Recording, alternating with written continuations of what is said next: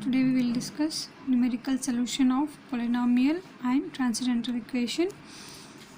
Before going to numerical solutions or examples, first we have to define polynomial and transcendental equation. First, let us see what is polynomial or algebraic equation. Equation involving algebraic quantities like x, x square, x cube and etc. are called as polynomial or algebraic equations. We know that what is the difference between polynomial and the equation. These are the equation here. It is x cube minus 4x minus 9 which is equal to 0, which involves the algebraic quantities, that is x, x square, x cube and etc. See here, x cube minus 4x minus 9 is equal to 0, and another one x raised to 4 plus x cube is equal to 80, which involves the algebraic quantities. These two are called algebraic equations. And polynomial means simply x cube minus 4x minus 9 equal to 0 is not there in the polynomial. We know that what is the difference between polynomial and algebraic equation. Just x cube minus 4x minus 9 is a polynomial, and x cube minus 4x minus 9 is equal to 0 is the equation. Then come to know what is the transcendental equation. This is the algebraic equation and polynomial. Next one is transcendental equation. Let us define what is transcendental equation. Equation that involves non-algebraic quantities like e raised to x, log x, sin x, tan x and etc. are called as transcendental equation. That means the equation which involves these quantities other than the algebraic quantities, means non-algebraic quantities like e raised to x, log x, sin x, tan x etc. are called the transcendental equations. Example, x into e raised to x minus 2 is equal to 0. This is the transcendental equation. Why? Because it involves the non-algebraic quantities, that is e raised to x. Next one is x log x to the base e minus 12 is equal to 0. This is also a transcendental equation. Why? Because it involves the log x to the base e. Next is tan x is equal to 2x. It involves the tan x, therefore it is known as transcendental equation.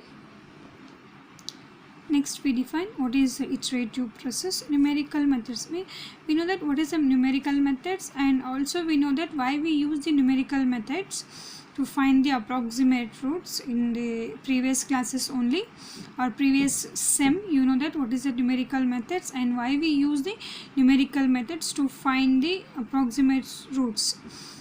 See here, numerical methods of finding approximate roots of a given equation is a iterative repetitive type of process known as iterative process. Iterative process means what? To find the approximate root of the given equation, we repeat the process twice, thrice or more than that. That process is called iterative process. In each step, the result of the previous step is used and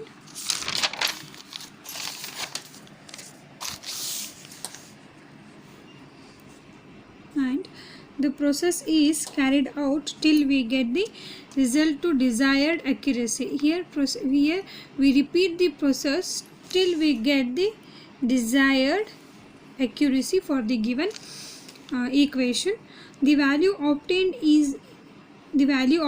in the succeeding step is always better than the value of the preceding step. Means when we repeat the process to find the approximate root, the succeeding step is better than the preceding step, and all the numerical methods are only approximate techniques for the solutions of any problem, and computers play a great role in the various numerical methods for obtaining the result to the highest degree of the accuracy.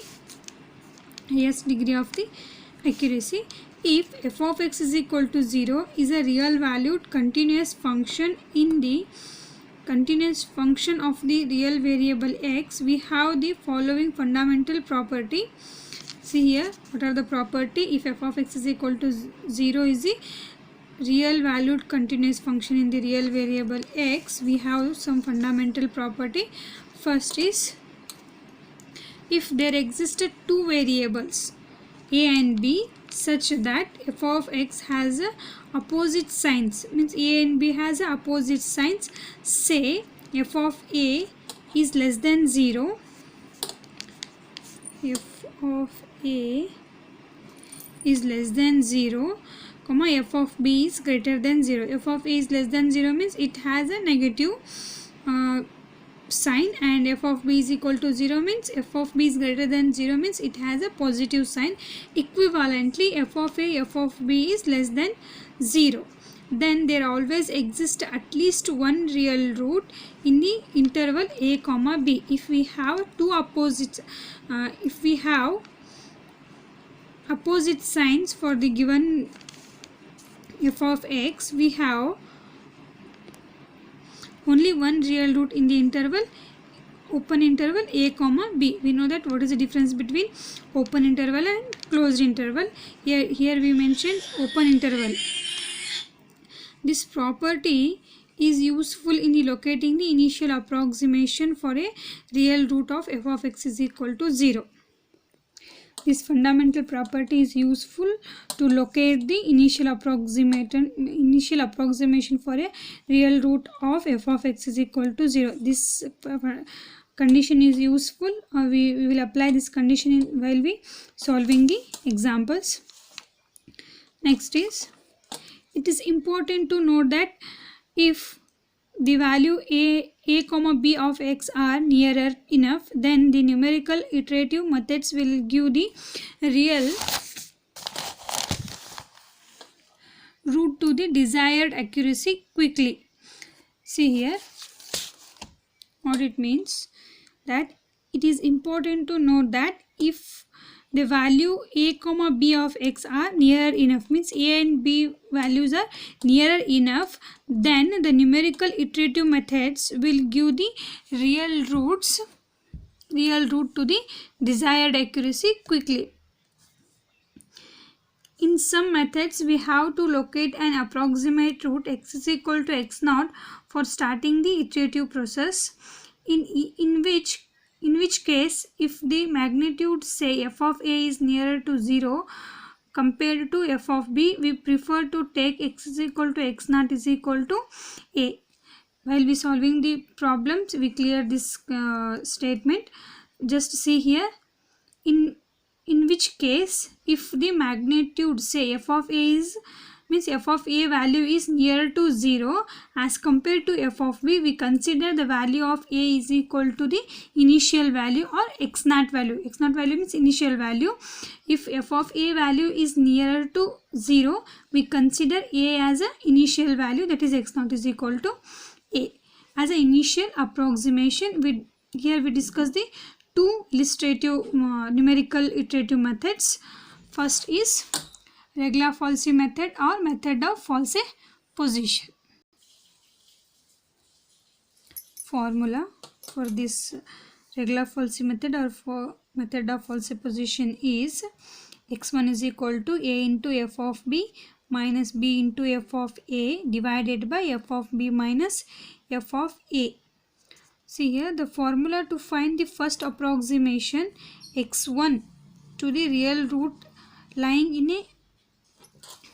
in open interval a comma b is as follows. This is the formula to find the first approximation.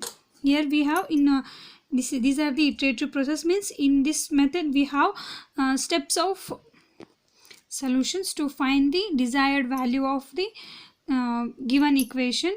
To find the desired value of x for the given equation, this is the formula to find the first approximation. Here first approximation is noted by x1, therefore x1 is equal to a into f of b minus b into f of a divided by f of b minus f of a. This process is continued till we get the consistency in two consecutive approximations.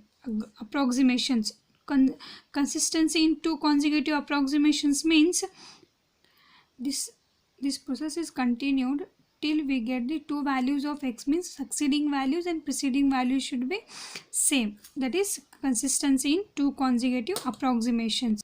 You people will clearly understand when we solve the examples.